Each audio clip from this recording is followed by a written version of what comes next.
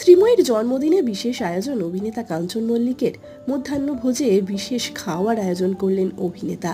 দেখা গেল ভাত, মাছ ভাজা থেকে শুরু করে বিভিন্ন রকমের খাওয়ার আইটেম। ছবিও তুললেন একসঙ্গে কাঞ্চন আর শ্রীময়ী। শ্রীময়ীর জন্মদিনকে বিশেষ করে তুলতে কোনো খামতি রাখেননি অভিনেতা।